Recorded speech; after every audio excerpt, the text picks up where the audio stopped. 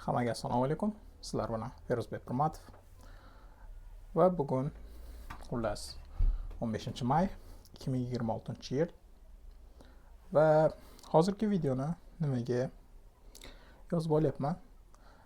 Bu balki menga kelajakda yana qayta ko'rishim uchun va ba'zilarga maslahatlarim balki asqotar deb o'ylayman. 15-may. Bu kun hayotimdagi sanoqli unutilmas kunlardan biri. Sababi nima? Albatta men uchun bu kun 4 yil kutildi. Va ota-onam esa bu kunni menimcha bilmadim qachondan beri kutishadi. Lekin bir narsa esimda, ota-onam o'sha hali maktabga ham bormagan davrimizda, ya'ni kollej, onamni meditsina kollejidan olgan diplomini ko'rib, mana hozir menda o'rta maxsus daraja bor, hamshira. Sizlarda shu oliy daraja bo'lishi kerak degan narsa. Shu narsa esimda hali ham. Va bu videoni olayotganimdan sabab 4 yil 2 yil Koreyada, 2 yil O'zbekistonda, Toshkentda, Webster universitetida, Toshkentdagi Webster universitetida va 2 yil albatta Janubiy Koreyadagi Inha universitetida. Bu videoni yozib olishda albatta tekst yodlab olmaganman va buni odatda qilmayman. Sababi bilmayman. Shunchaki erinaman tekstni yodlab olishga. Va bu yerda men post shaklida ham bu fikrlarimni nimaga qog'ozgami? Yo'q, albatta qog'ozga emas, kompyuterga tushirganman Notion dasturida va birma-bir fikrlarimni berib o'tib ketsam. Demak, bakalavr davri. Bu davr men uchun albatta unutilmas bo'lgan. Oldingi 2 yil ham, keyingi 2 yil ham. Lekin ularni o'rtasida albatta katta farq bor. Sababi albatta boshqa tanishlar, boshqa davlat va albatta o'zgacha bo'lgan professorlar. Bularga birma-bir to'xtalib o'tishim lozim. Sababi bu kelajakda chet elda o'qishni maqsad qilib qo'ygan insonlar uchun ham balki biron foydali ma'lumot bo'lib qolar. Demak, 2022-yil 23-avgustda ota-onam meni Toshkent xalqaro aeroportdan Koreyaga jo'natgan va adashmasam u yerda bilmadim. Eslayman, dushanba kuni boshlaganmiz o'qishni va birinchi dars Advanced English Communication fani. Albatta bu fan menga yoqardi. Professorimiz kanadalik, adashmasam Steve Contic edi. Xullas, birinchi dars o'sha va bugun 15-may 2026-yil eng so'nggi dars. Deyarli bakalavr darajasini oldim desam ham bo'ladi. Albatta official emas, sababi hali diplom bizga berilgani yo'q. 20-mayda hali endi bitiruv marosimi bo'ladi. O'sha yerda bizga diplom va official transcript beriladi. Va yakundagi fan bu albatta data structure and algorithms 2 fani. Bu fanni Debazis Das, professor Debazis Das, hindistonlik professor bizaga o'tdi. Albatta bugun dars bo'lmadi unchalik. Sabab bugun yakuniy jamoaviy guruhlar o'zini yaratgan proyektini omma oldida namoyish qilish kerak edi. Va biz bundan bir hafta oldin buni tugatgan edik. Eslaydigan bo'lsam, Digicasters algorithm shortest path. Bu ma'lumotlar albatta kerak emas, lekin o'sha kunni esda saqlash uchun bularni ham aniq qilib ketyapman. Xullas, bakalavr davri. Bu davr albatta qiziqarli lahzalarga boy bo'lgan. Misol uchun aytishim mumkin, Inha universitetida Inchonda eng yorqin xotiralarimdan biri bu do'stlarim Bahodir, Jahongir va Shamsiddin. O'shalar bilan birgalikda universitetimizdagi seminar zalida movie time uyushtirganimiz, ya'ni kattakon ekran bor, ya'ni proyektor. O'shanda film tomosha qilgandik va yana eslayman, 2022-yil jahon chempionati Fransiya va Argentina o'yinini ham o'sha yerda tomosha qilgan edik qishda. Adashmasam dekabr oylarida edi. Va birinchi semestrim albatta nima deydi, har narsaga qo'l urib ko'rish bilan o'tgan. Ulardan biri aytishim mumkin, harakat qilib ko'rganman ingliz tilida onlayn YouTube darslarni olib borishni va albatta bu 3 ta sondan keyin to'xtab qolgan. Sababi videolarni montaj qilish ancha vaqt olardi. Va albatta Koreyada payti yana bir holatlardan biri bu nima deyish mumkin, biroz esimga tushmayapti. Ya'ni o'sha Koreyada birinchi integrated system engineering, ya'ni computer science ga yaqin soha, hardware engineering va software engineeringni combination desa ham bo'ladi. O'sha sohada o'qishni boshlaganimdan keyin albatta u paytda kompyuterim borganimda yo'q edi va u paytgacha ham deyarli Word dasturida ham ishlay olmasdim.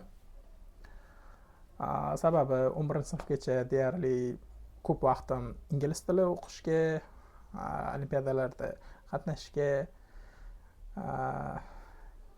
ko'proq vaqt sarflaganman va 11-sinfimni deyarli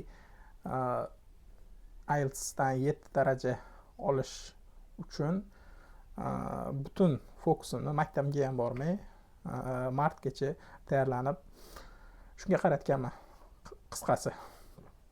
Va albatta bu o'ylayman xato qaror bo'lgan. Sababi ingliz tili bilan computer science sohasiga topshirish bu albatta xato.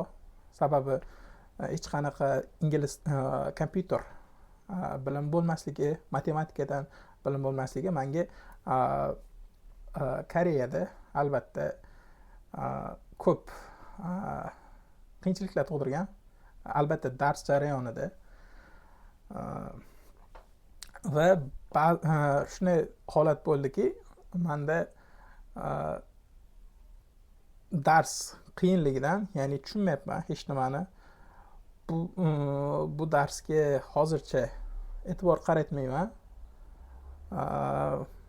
Keyinroq o'zim mustaqil kurs sotib olib, buni o'zlashtirib olaman degan fikrni birinchi semestrimda o'zimga qiynalganimdan keyin nimagadir singdirdim va albatta bu nafsga ancha qo'l keladi va bu xato qaror deb o'ylayman. Sababi universitetda bu fan o'tilayotgan paytda men uni o'qishim uchun albatta nima bor, sabab bor.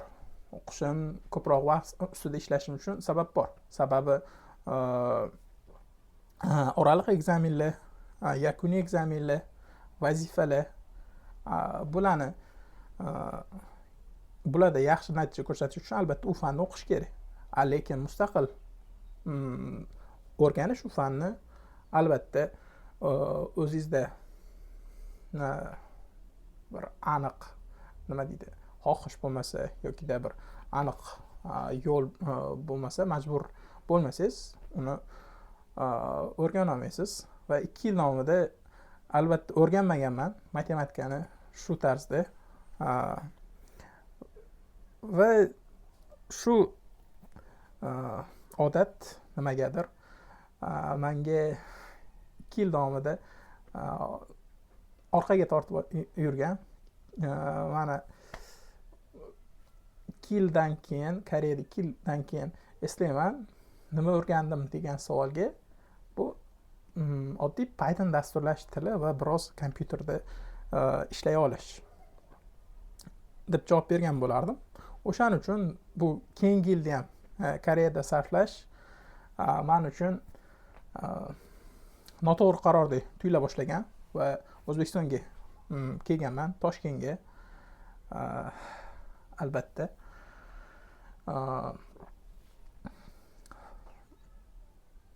Va tushunib yetganmanki, Koreyada ko'pgina narsalarga nima deydi, keraksiz narsalarga e'tiborimni qaratib qo'yganman. Misol uchun bu ishlash, ya'ni Koreyada yashash uchun, kontrakt to'lash uchun albatta u paytda uydagilardan pul olishga o'zim yaxshi qaror emas deb o'ylardim.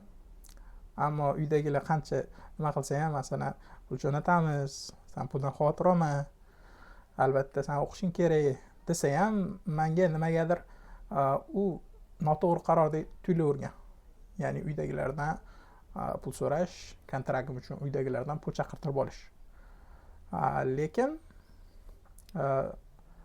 shuning uchun men ko'proq vaqtimda yozgi ta'tilda, qishki ta'tilda ishlash bilan sarflaganman. Deyarli har kuni, hafta shanba, yakshanba balki dam olish yokida ko'proq telefonda doom scrolling bilan band bo'lish. Va albatta bu o'qish universitetdagi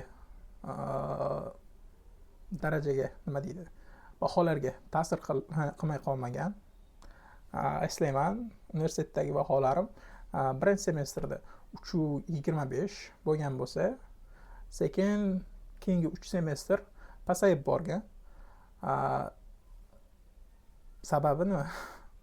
Albatta bitta ishni qilishni keyinga surish, keyinga surib borish. Va bulardan biri bu vazifani tayyorlash bo'lgan. Bizga masalan bir hafta keyingi vazifa tayyorlash uchun vaqt berilardi va buni men nima qilganman, 2 kun qolganda qilaman yoki 3 kun qolganda qilaman deb orqaga surib yurib va nihoyat bajarmaganman ham. Va albatta bu stressga olib keladi. Sababi o'sha vazifani bajarmaganingiz albatta bahoyingizni, yakuniy bahoni kamaytiradi va albatta menga universitetda past baho oluvchi o'quvchilardan biri bo'lish nimagadir nima deydi, menga o'zimga yoqmagan bu holat.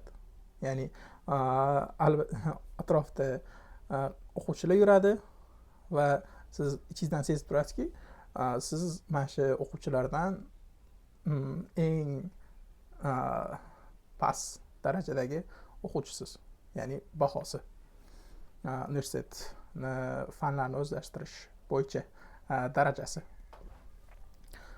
Va shu tarzda Koreyadagi 2 yilim o'tdi va albatta katta tajriba bo'ldi. Sababi o'sha yerda men o'zimga bir nechta xulosalar chiqardim. Ya'ni uyqu rejimi inson hayotidagi to'g'irlash kerak bo'lgan eng muhim narsalardan biri. Koreyada albatta O'zbekistondan 4 soat farq qiladi. Boshida bu uyqu rejimiga moslashish qiyin edi, lekin 2 yil davomida bu uyqu rejimiga moslashmaslik bu albatta noto'g'ri. Sababi bir hafta davomida, уже bir oy davomida biroz erta uyg'onib, kechroq ertaroq uxlab yurish albatta bu muammoga yengil yechim bo'lardi. Lekin Koreyada ham kechqurun bo'lganda hamma yoq tinch, do'konlar ochiq, albatta hech qanaqa cheklov yo'q bo'lganligi bizlarni kechqurun soat 4-3largacha yokida 5gacha ko'chada yurishimizga ham bir sabab bo'ldi deb ham o'ylayman. Sababi kechqurun qanaqadir energiyaga boy, kunduzi uyqusirab, darslarda uxlab qolib yurganman. Albatta shu taraflama va universitetdagi professorlarga ham yomon ko'rina boshlashi mumkin. Sababi siz bu yerda dars o'tyapsiz va bitta talaba siz darsingizda sizni mehnatingizni hurmat qilmay uxlab yotdi. Albatta bu talabadan norozi bo'lishga olib keladi. Va endi esa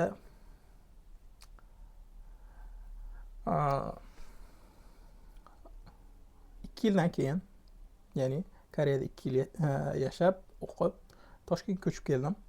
Va boshida bu menga yomon qarordek tuyuldi albatta. Sababi Toshkentda albatta yashash Koreyaga qaraganda arzonroq edi, lekin baribir buni oylik daromadga solishtirganda Toshkentdagi yashash sharoiti albatta yomon va albatta bir tarafdan ishlamayotganingiz bu sizni qanaqadir kimgadir qaram bo'lib yashayotgandek tuyultiradi va yashash sharoiti ham yomonligini aytib o'tdim.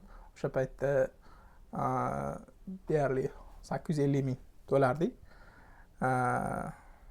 Yo'q, 750 ming edi menimcha. Lekin yashash sharoiti umuman yomon. Bu yomon qanday ta'riflash mumkin? Ya'ni shunday gilam tagida oddiy yer bo'lardi, beton. Hech qanaqa nilonin tashalmagan yokida taxta emas, shunchaki tuproq, yer. Shunday holat. Lekin albatta inson ko'nikuvchan, bu sharoitga ham odam ko'nikdi va o'qishda eng muhim narsa joy, ya'ni sharoit ko'pligi, masalan Wi-Fi yokida yaxshi darsxona bo'lishi unchalik rol o'ynamasligiga o'sha paytda anglab yetdim.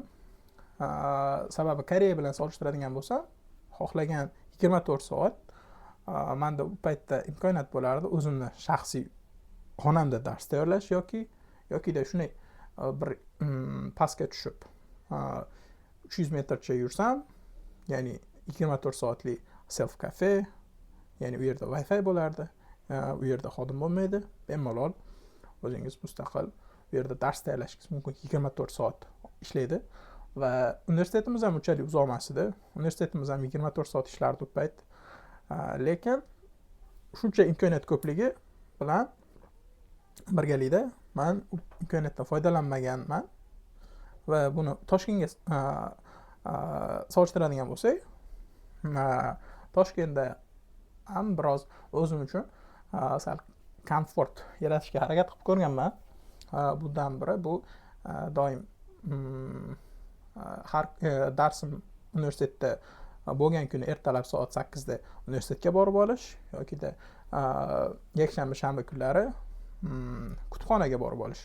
Bu Mustaqillik bekatidagi ijod saroyi edi va u yerda soat deyarli 9gacha bo'lardim. Ya'ni aniq bir joy bor. U yerdan boshqa variant menda yo'q. Shunchaki o'ylab o'tirmasdan shunday borib darsimni tayyorlayman. Demak, shunday. Toshkentdagi birinchi 6 oy shu tarzda o'tgan va aytib o'tamanki, uyqu sifatini yaxshilash albatta birinchi navbatda qilinadigan ish. Bu kerak bo'lgan narsa. Sababi shu orqali darsda uxlab qolishni oldini olishingiz mumkin. Sababi ba'zi darslar qiyin bo'lsa, sekin odamni uyqu bosib boshlaydi va bu holat O'zbekistonga kelganimdan keyin deyarli bo'lmadi deb ayta olaman. Chunki birinchi kelganimda bu uyqu rejimini to'g'rilab olgandim. Ya'ni 7 soat uyqu va aniq vaqtlarda uxlash. Va keyingi universitetda qilgan ishim bu doim universitetimizdagi professorni asosiy yaqinida joylashgan stulga borib o'tirib o'sha yerda darsni tinglash. Bu nimaga olib keladi? Bu albatta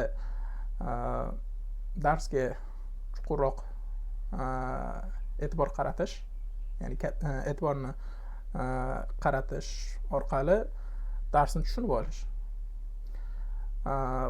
Bu qanday qilib e'tiborni yaxshilash mumkin deyishingiz mumkin. Albatta birinchi partada o'tirganingizda sizda albatta bir nechta narsalarni qilmaslik uchun sabab paydo bo'ladi. Ya'ni o'qituvchi nazari doim sizga tushadi. Agar uxlab o'tgan bo'lsangiz yoki qanaqadir telefonda nimadir ko'rib o'tirgan bo'lsangiz, albatta o'quvchini bemalol o'qituvchi kelib nima qilayotganini so'raydi va shunaqa holat sodir bo'lmasligi uchun doim birinchi partada o'tirib boshladim va bu o'qishim, darslarni o'zlashtirishimga ham ancha yordam bera boshladi. Ya'ni fakt sifatida aytishim mumkin, birinchi semestrning o'zida baholarim keskin ko'tarildi. Ya'ni men shu Inha universitetda bir marta A+ baho olgan bo'lsam, shu paytgacha butun 2 yil davomida bir marta A+ baho olgan bo'lsam, Advanced English Communication fan edi bu. Websterda birinchi semestrda o'zida deyarli 5 ta fan bor edi. O'shalarni 4tasidan A+ olib, bittasidan A- bilan 391 ball bilan o'sha semestrni tugalladim. Keyingi semestrlar ham albatta shunaqa bo'ldi. Deyarli barchasi eng past olgan ballim bu 308 bo'ldi Webster universitetida. albatta bunda bir nechta narsalarga amal qilib boshlaganimni katta rol o'ynaydi. Aytib o'tganimdek, birinchi partada o'tirish, uyqu rejimini yaxshilash va keyingi navbatda vazifalarni so'nggi lahzada yuklamaslik. Agar qanaqadir vazifa ochilsa, u agar bir hafta vaqt bo'ladigan bo'lsa, 2 kun ichida yoki bir kun o'sha kunni o'zida yuklab qo'yish, bu sizga albatta stressdan ozod qiladi. Sababi o'ylab yurmaysiz, mana bu vazifani qildimmi, yo'qmi. Shunchaki qildingiz va siz keyin xohlagancha mashg'ulot bilan o'zingizni band qilishingiz mumkin. Va keyingi narsa bu kitob o'qish. Mana shu universitetda paytimda odatda audio kitob eshitardim. YouTube sababi bu paytda Koreyada kitob topish qiyin edi. Hard copy, ya'ni qog'oz shaklidagi kitob topish qiyin edi. Yoki qimmat. O'shaning uchun odatda ishda paytim audio kitob eshitib yurardim va o'sha paytda badiiy asarlarga bo'lgan qiziqishim ancha ortgan va o'zim har bitta o'qigan kitobim haqida post yozib yurganman va shu kabi narsalar. Va O'zbekistonga kelgandan keyin o'sha universitetimiz kutubxonasidan turli xil badiiy kitoblarni olib o'qishni boshladim. Va albatta bu narsa nimaga olib keldi? O'zbek tili nutqimni sal bo'lsa-da oshirdim. Ozginaga bo'lsa-da oshirdim. Buni albatta solishtirib ko'rishingiz mumkin. Ya'ni boshdagi qo'ygan videolarim bilan hozirgi qo'ygan videolarimni solishtirib farqini bilib olishingiz mumkin. Bu man buni sezdim deb o'ylayman. Albatta. Va keyingi navbatdagi narsa bu sayohat qilish.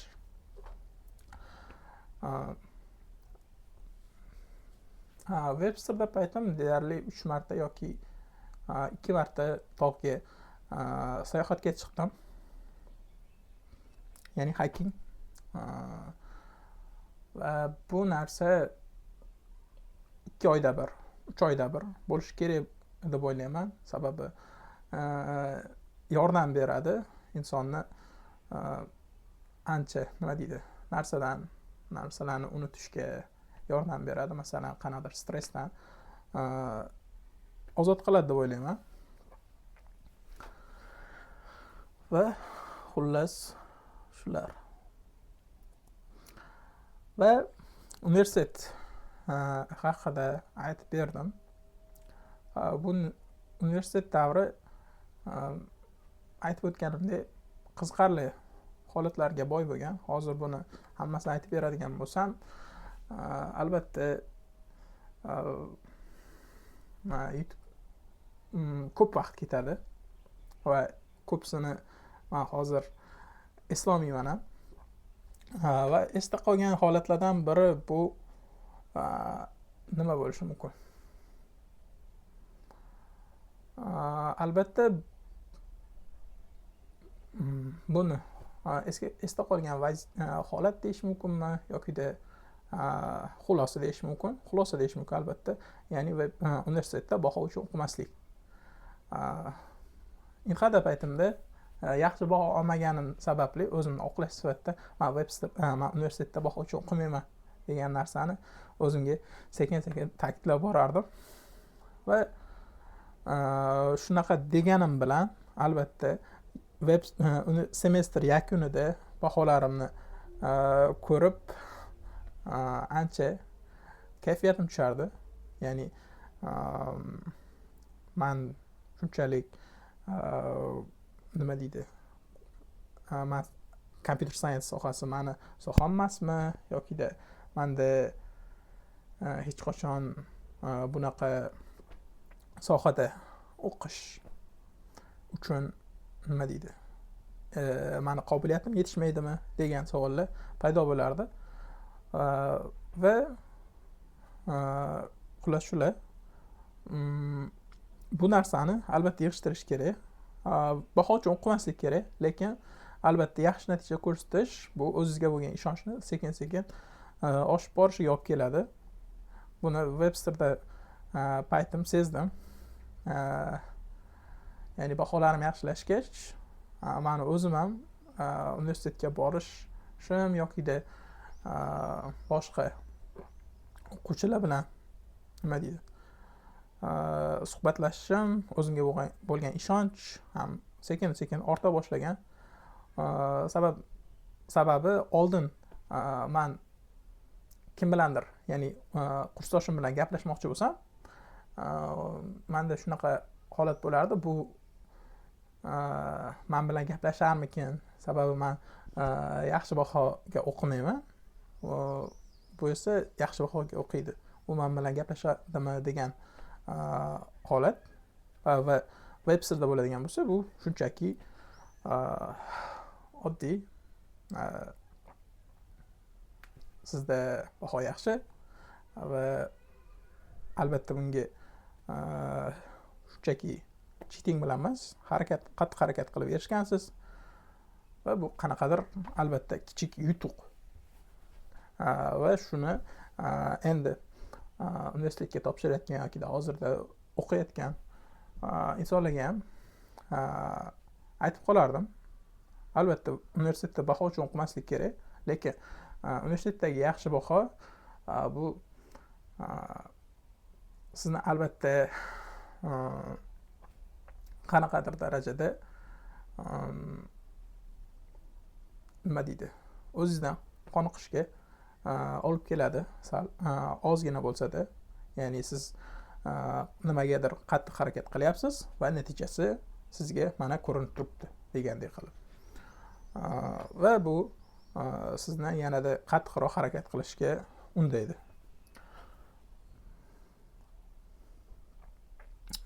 Va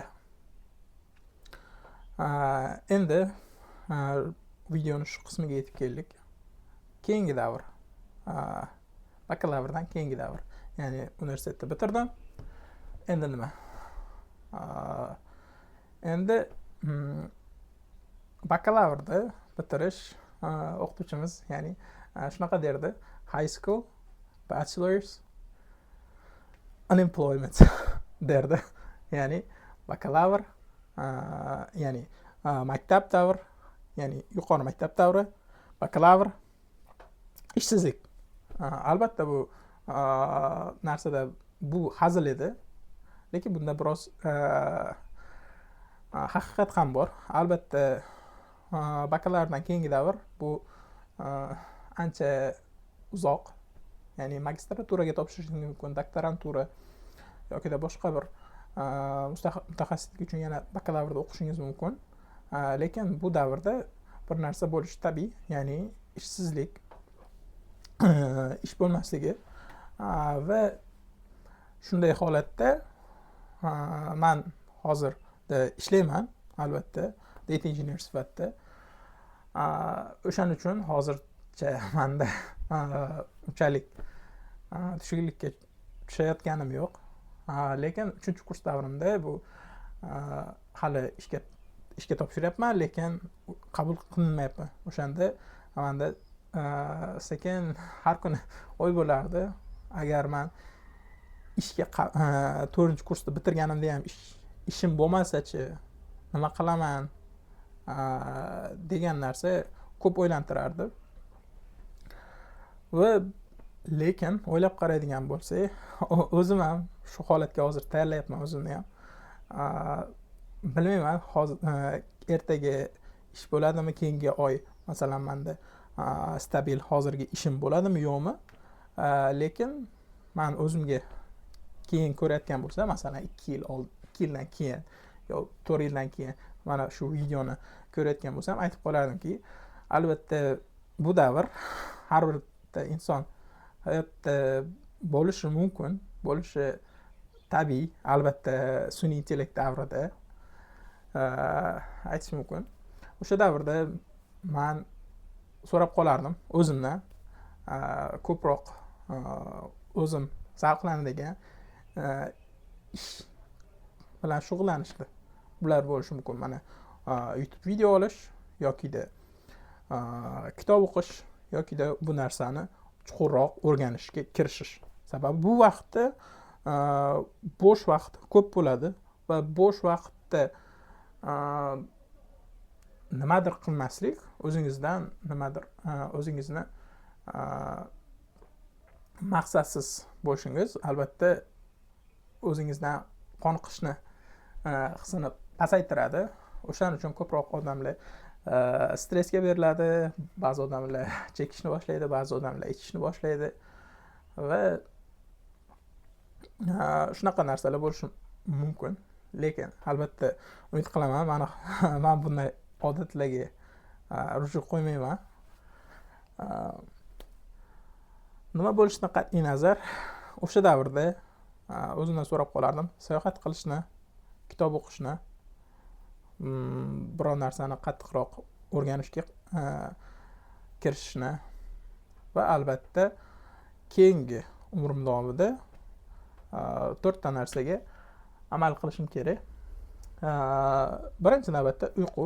Aytib o'tdim, buni nimalarga olib kelishi, qanaqa foyda taraflari bor. Va keyingi navbatda sog'liq, ya'ni bu bo'lishi mumkin aqliy sog'lomlik, ya'ni bu bo'lishi mumkin doom scrollingga berilmagan bo'lishlik, Instagramda yokida YouTube'da scroll, ya'ni reels. Tushundikim nima haqida gap ketayotganini hamma. Va tana sog'lomligi, bu narsaga ham e'tibor qaratish kerak deb o'ylayman keyingi davrda.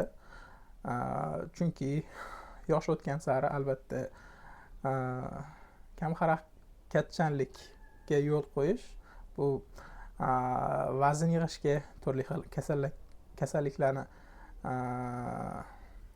kasalliklarga ham olib kelishi mumkin. Va eng nimasi, men sezgan narsa bu sizni nima deydi, tana o'zingiz xohlagan holatda bo'lmasligi albatta o'zingizga bo'lgan ishonchni ham so'ndiradi. Hech bo'lmaganda haftada 1-2 yugurishga chiqish yokida zalga chiqish bu tana sog'lomligini, tanani holatini stabil, ya'ni yog'lardan xoli, turli xil ideal holatda saqlab turishga yordam beradi deb o'ylayman. O'shaning uchun tana sog'ligiga ham ancha e'tibor qaratishim kerak keyingi davrda. Va albatta intizom. Bir narsa bilan doimiy shug'ullanish. Agar 1 soat bo'lsa-da 1 soat, har kuni 1 soat. Ya'ni bir kunda 4 soat shug'ullanmay, mayli, lekin o'sha bilan nima, qancha 1 yil davomida 1 soatdan shug'ullanishim albatta bir hafta har kunora 5 soat yoki 6 soat shug'ullanishdan yaxshiroq. Intizom ko'p narsalarga olib keladi. Yakunda natija ko'rishingizga ham sabab bo'lishi mumkin va o'zingizga bo'lgan qoniqish hissini ham oshiradi. Sababi siz bilasizki, mana siz shu narsalarni qilyapsiz, shu narsalarni rejalashtirganingiz qilishingizni va siz uni qilyapsiz. Bu albatta yutuq. Shu sababdan o'zingizdan bo'lgan qoniqish hissi sekin-sekin orta boshlaydi. Ya'ni qoniqa boshlaysiz o'zingizdan. Va keyingi navbatda bu doimiy o'sish deb yozib qo'yganman.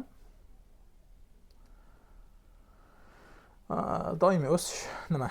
Bu bo'lishi mumkin diniy taraflama yokida o'zingiz sohangizda doimiy izlanishda bo'lish albatta o'sishga olib keladi. O'shaning uchun ham harakat qilishim kerak. Buning uchun albatta konsistensiya, ya'ni davomiylik bo'lishi kerak deb o'ylayman. Va xullas shular. Bilaman, video ancha ko'p bo'ldi va o'rtada nima deydi, o'ylanib qolgan holatlarim, ya'ni gapim ravon chiqmadi, lekin albatta bu nima uchun, kelajakda o'zim ko'rishim uchun yoki agar kimdir bu videodan nima oladigan bo'lsa, ya'ni endi bakalavriat topshirayotganlar bo'lishi mumkin, ular men qilgan xatolardan o'ziga xulosa chiqarib, sekin sekin to'g'ri hayotini yo'lga qo'yib olishini istardim. Agar shunaqa qiladigan bo'lsa, men xursand bo'laman albatta. Va video ekanida nima deyman? Albatta bakalavr davri tugadi, lekin oldinda haqiqiy hayot. Endi albatta men hali boshdan kechirmagan darslar bo'lishi mumkin oldimda. Va video yakunida nima deyman? Men video yakunida otam va onamga va ustozlarimga rahmat aytib qo'ygan bo'lardim. Shulardan biri bu nima? Ota-onam bu faqat bakalavr davri 4 yillik davr emas. Men bu bakalavrga universitetga kirish uchun ham ancha yil harakat qilganman va men o'qish uchun harakat qilgan bo'lsam, bu davrda ota-onam meni qornim to'q bo'lish uchun, ustim ya'ni but bo'lish uchun, ya'ni o'zimda o'qishga bo'lgan maksimal vaqtim o'qishga ketishi uchun, ishlashga majbur bo'lmasligim uchun ota-onam qattiq harakat qilishgan va buni men hech qanaqangi narsa bilan albatta oqlay olmayman. Ya'ni nima deydi? Uni hech qanaqa narsa bilan to'lash mumkin emas. Albatta keyingi nimalarda, keyingi hayotimda, ya'ni keyingi hayotmish. Yo'q. Va endigi navbatda men harakat qilishim kerakki, ota-onamga ular xohlagandek, umid qilgandek farzand bo'lib yetishishni. Va yana aytib qolardim, o'zimni rahmatimni universitetimdagi ko'pgina professorlarga. Shulardan biri bu Debazistas. Albatta bu videoni ko'rmaydi ular, sababi o'zbek tilida gaplasha olmaydilar. Va professoram Sohib Jamolboyevaga ular bilan bitta dars o'tgan bo'lsa, lekin o'sha dars nima deydi? Universitetimda, Webster universitetida professorlar ancha bo'lgan. Shulardan biri nima deydi? Servarach Akilan Saroja project management fanidan dars bergan. Bir marta, lekin Sohib Jamolboyeva ham xuddi shunaqa, lekin ko'proq o'sha Sohib Jamolboyeva professorimiz fanidan ko'proq nima deydi? O'zimga yaxshi narsalarni o'rganib olganman. O'zim soham bo'yicha va albatta hayotda tatbiq qiladigan turli xil skilllarni ham va albatta rahmatimni aytib qolaman shu insonga ham. Va keyingi navbatda albatta barcha universitetdagi professorlarim, shulardan biri yana Professor Nitin Goji, Computer Science Department, Webster University, program lead va filippinlik yana bitta professor, bu nima deydi, kim? Max Professor National, Max National, Tony National, Professor Tony Deredik. O'sha inson mani Websterda birinchi semestrda menga matematika fanidan dars bergan. Albatta bizga o'sha fanni olganman bir semestrda va bu professorning dars o'tishidan menga yana matematikaga bo'lgan qiziqish ortdi va shuni davom qildirdim. Va shunaqa professordan yana biri bu Isfandiyor Ahmedov, college algebra fanidan dars bergan bizga. U fandan ham matematika bilimlarimni ancha mustahkamlab olganman. Mustahkamlab deyish ham mumkin yoki-da yangi matematik bilimlarni ham o'zlashtirganman o'sha fanda. Sababi professor qattiq qo'l edi, talabchan edi. Darslarda albatta vazifalarni berganda ham doim qattiq qo'l bo'lgan va imtihonlarni ham o'shaning uchun men o'shanda majbur bo'lganman rostdan ham o'qishim kerak degan narsaga. Va yana bitta nimamiz Computer Information Systems, Information Security fanidan o'tgan Ismoil, u professordan ismini eslolmayman. Ismoil Ibrohim eslolmadim. Albatta buni albatta yozib ketaman hozir nimada. Sababi u inson bizga dars o'tganiga eslolmadim. Ancha bo'ldi. Va yana bitta professorim bu Sanjar Bekov, Programming Languages 2. Programming Languages ya'ni Python fanidan birinchi semestr bizda dars bergan. Ularga ham o'zim minnatdorchiligimni bildirgan bo'lardim. Sababi dars umuman olganda qiziqarli bo'lgan. Ya'ni qiziqarli bo'lganda ham qanaqa? Professor boshqa professorlardan farqi shunda ediki, u ancha nima deydi? Xuddi biz bilan do'st bilan muomala qilgandek muomala qilib dars jarayonini olib borardi.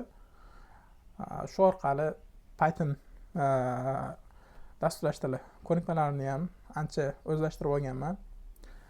Va yana bitta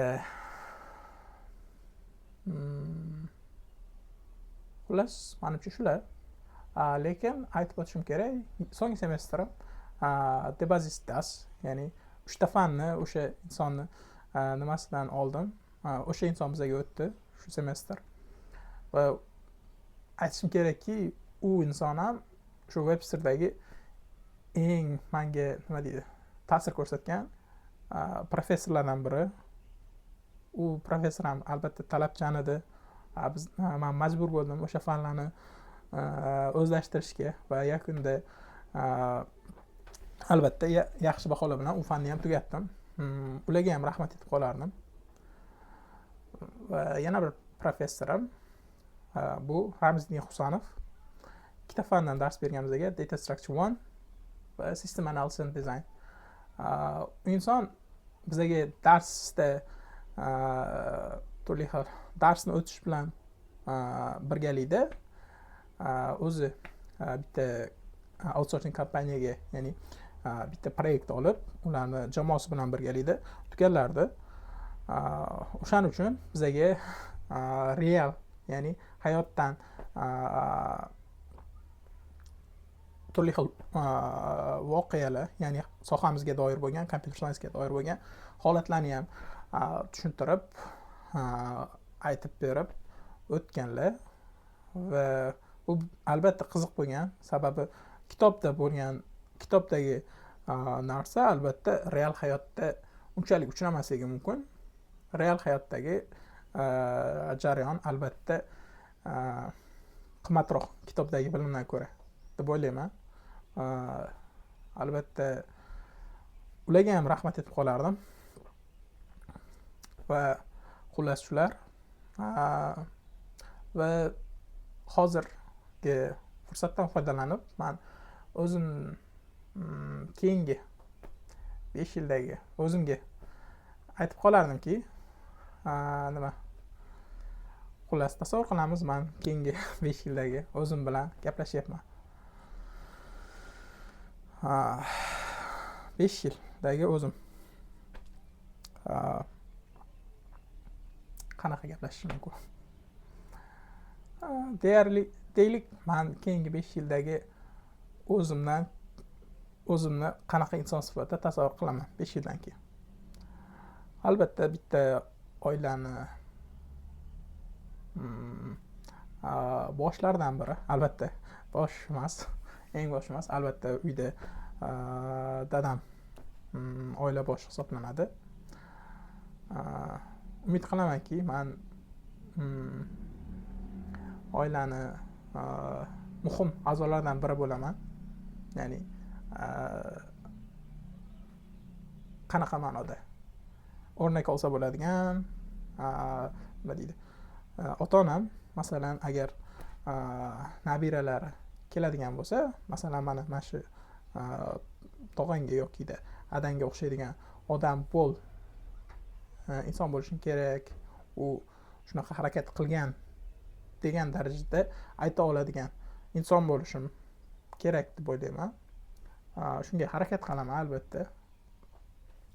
Va keyingi navbatda bir aniq rejalardan biri bu computer science, ya'ni sun'iy intellekt sohasida magistratura darajamni olish niyatim bor. Undan keyin albatta doktoranturani ham umid qilaman, men 5 yildan keyin o'sha magistraturada Germaniyada yoki Vengriyada machine learning bo'yicha magistratura darajasi sohib bo'laman va doktoranturada ham machine learning sohasida ham doktorlik darajasiga yetaman deb o'ylayman, umid qilaman va o'zimdan kutib qolamanki, keyingi 5 yilda yana qanaqa inson shu sohadagi o'zbek hamjamiyatida, ya'ni o'zbek o'quvchilar men shunaqa darajaga yetayki, mendan ular bemalol foyda ola olsin, ya'ni tekinga. Bu albatta YouTube orqali amalga oshirmoqchiman buni. O'shaning uchun umid qilamanki, keyingi 5 yilda YouTube sahifamda ham o'zbek hamjamiyatiga, ya'ni programmist jamiyatiga foydasi tegadigan kontentlar, video darsliklar bo'lishini umid qilib qolaman kelajakdagi 5 yildan keyingi o'zimdan. Va xullas shular, hammaga rahmat. Sizlar bilan Feruzbek Pirmatov bo'ldi.